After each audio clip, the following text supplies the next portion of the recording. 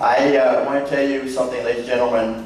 I hear a lot of, there's a lot of electricity, a lot of energy in this room, and we've got to make it happen in November.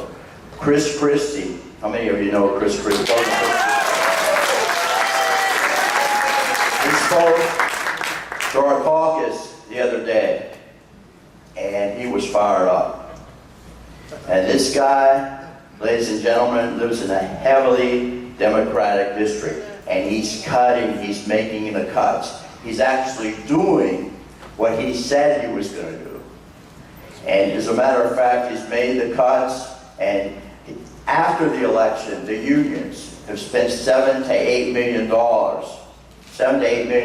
against him after the election, and his approval rating is higher than it's ever been. If he can do it in New Jersey, we can do it in Washington, D.C.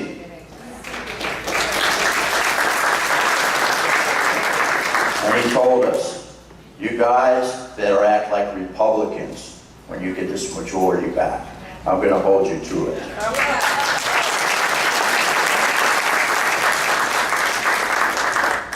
Ladies and gentlemen, as you know, the leadership in Washington, D.C., Democratic leadership, is not listening to the American people.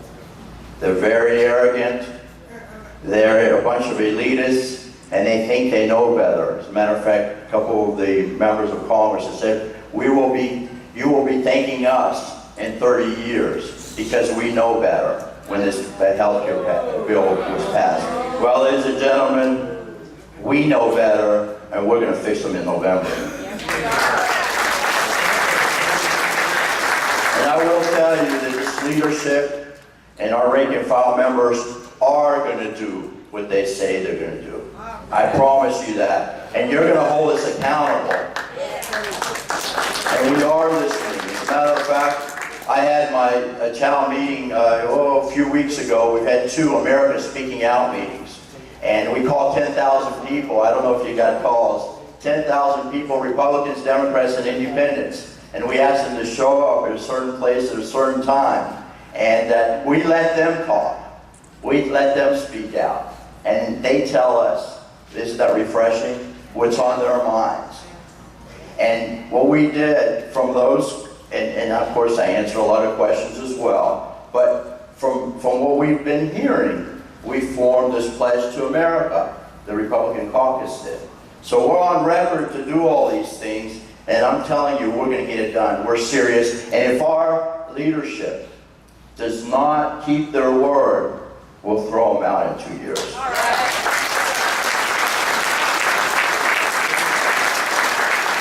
Well, let me just say some of the reforms we're going to make. We're going to have this 72-hour rule. You know, Nancy Pelosi said she's going to be the most transparent leader that we've ever had. Yeah. Right. Well, they put the cap and trade bill on the floor, and they offered, didn't even really go through committee. And then what she does, she puts it on the floor, and she has a 400-page amendment to it, and we have 15 minutes to look at it. It was really ridiculous, but it is a national energy tax. But you have the right, you should have 72 hours to take a look at a bill, and of course, the members of Congress should read the bill, unlike Nancy Pelosi, who says that we'll read the bill after we pass it. That's not going to happen anymore, so we're going to impose this rule on ourselves. And how about cameras in the Rules Committee? You know all about the Rules Committee. Nothing goes to the floor of the House of Representatives until it's approved, any amendments, unless they go through the Rules Committee. Well, we're going to have cameras in the Rules Committee. All right. And in addition to that, we're going to repeal this health care bill.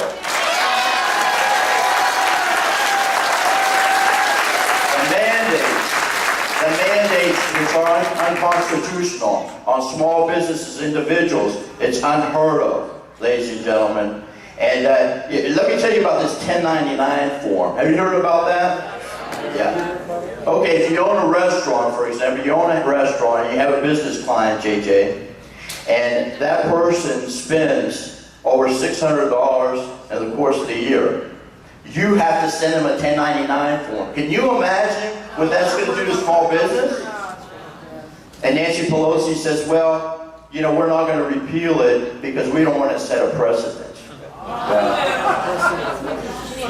I'm telling you, that's one of the first things we're going to do. I sat down with Fred Upton, who's a good friend of my dad's, and he said, Gus, if you get on Energy and Commerce this next time, what we're going to do is we're going to take it piece by piece, and we're going to define. And we know that the president more than likely will veto, but we're going to forge ahead and get it done and send it over to the Senate, because it's bad for America. McDonald's. You know, McDonald's says that they're going to not insure their employees anymore. One of several corporations. It's a disaster. And the senior staffers, Democratic staffers, actually wrote the bill because none of the members read it, particularly the leadership. And they exempted themselves from this health care bill and gave themselves Cadillac plans. It's unheard of. As far as the economy is concerned, ladies and gentlemen, we need to extend the Bush tax cuts. All of the Bush tax cuts. Every single one. As a matter of fact, Leader Boehner did a fundraiser for me the other day, and hopefully he'll speak, Leader Boehner. He said he had just gotten back from the White House. If I can have some water, that would be good, JJ. He said he had just come back from the White House and talked to the president. Mr. President, you've got to make sure you extend all these tax cuts. $250,000 and over, those are small businesses, Mr. President. 60 to 70% of the jobs are created by small business, Mr. President. And you know, he likes to hear himself talk, but he doesn't listen very much. But what do you expect, ladies and gentlemen? He's never worked in the private sector. Community organizer. So we've got to get it done, and I pledge to you we will. How about a 20% tax deduction for small businesses? How about some certainty? You know, I was talking to a small businessman just the other day in my district. He says, Gus, we just want to know the rules of the game. How are we going to expand and innovate if we don't know the rules of the game? We need to eliminate the red tape and the unnecessary regulations, and that's what we're going to do in Congress. How about protecting the Constitution for once? And what about cutting spending? What about cutting spending? We pledged to do it. These are going to be tough cuts, ladies and gentlemen. We may not be that popular, and there are some good programs that will be cut, but we can't afford them. It's as plain and simple as that. We need to bring spending at the very minimum down back to 2008 levels, with the exception of military spending and our veterans. We need to impose hard budget caps. And we did that in the 90s under Speaker Gingrich, and we balanced the budget. We need to cut Congress's budget. How about that? I think we can do bigger. We need to once and for all end the TARP program. And we will have, I pledge to you, we've had this U-Cut program going on, and I don't know how many people are familiar with that. Well, every week we put a cut on the floor of the House of Representatives. We cut spending every week. And of course, none of them have passed, but we have the Democrats on record for November. But what we need to do is continue this, and we can get we can cut some serious fat in the federal budget. How about a federal hiring freeze, with the exception of the non-security officers? Does that sound good? And what about immigration? First, ladies and gentlemen, we must secure our borders. It has not been a priority of this administration by far. And what about strengthening visa security? And that's been a project of mine. And I've been successful to a certain extent, even though I'm in a minority, in the minority party, but we won't be in the minority in January. Strengthening the screening process and the student visa process. That needs to be taken a look at. I asked President Obama about this at one of the retreats last year. I said, Mr. President, what about visa security? What are you going to do about that? He says, this is the way we should be spending the money, Mr. President. And he says, I'm going to do something about that, I promise you, Gus. Well, the next week, his recommended budget came out, and it was flat. So his word's not very good. We have a real opportunity, ladies and gentlemen. Unfortunately, our country under the Democratic leadership is sliding towards socialism. And I'm glad to see all this excitement in the room, the energy and the intensity. We can win, in my opinion, 50 seats. All right, at least that. If we had more money, I think we could compete in 80 or 90 seats. But we need to get the majority back. My prediction is 50. However, we can't take anything for granted. The Democrats have a lot of money, and they're going to be doing these negative ads. We've already seen them. And a lot of the races around the country are very, very close. So we can make the difference. If you can send a couple dollars to some of the candidates around the country, we have 2 seats in Orlando. Dan Webster is an outstanding individual.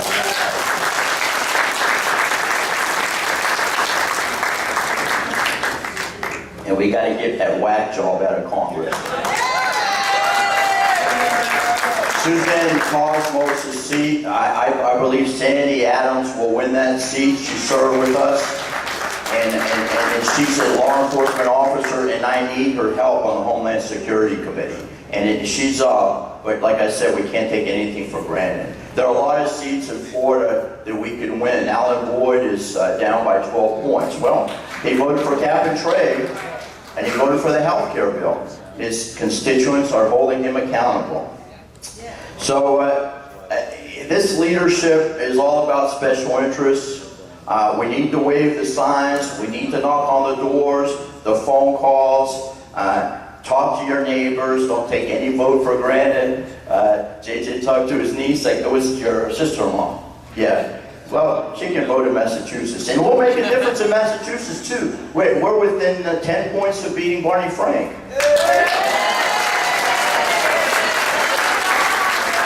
Let me just give you an example. I've been pretty successful in passing legislation, even though we're in the minority. But let me just give you an example of what happened last week. I was alerted, actually, ABC Action News called me about some of these con artists. They're taking advantage of our true American heroes, our veterans. And what's happened is when you file a claim through the initial process, a VSO, a certified officer, is available to help the veteran and their family file the claim, assist in filing the claim. Okay? So you have to be trained, and of course you have to be certified to do this. All right? Well, these businesses, the fly-by-night businesses are opening up and taking advantage of our veterans and charging the families thousands of dollars to do so. Okay? It's illegal. It's illegal. However, there are no criminal penalties. So it's not being enforced. It's not being enforced by the VA nor our prosecutors. So I filed a bill just a couple of weeks ago, about 3 weeks ago, to impose criminal penalties. All right? Misdemeanor up to 1 year in jail. You got to have teeth in these laws. Well, guess what? I went to the Democratic leadership and they said, Gus, you're trying to help lawyers. You're trying to hurt lawyers. Excuse me. I said, you're trying to help lawyers. They're trying to protect the trial lawyers against our heroes. So, first of all, it's not hurting lawyers. I'm not out to hurt lawyers.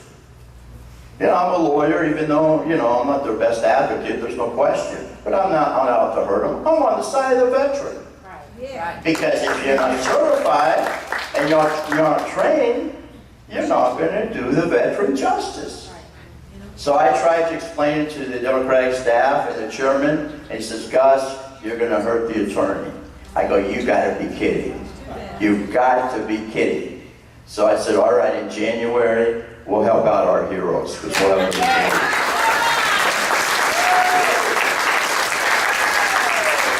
Thank you very much. God bless you, and let's go get them.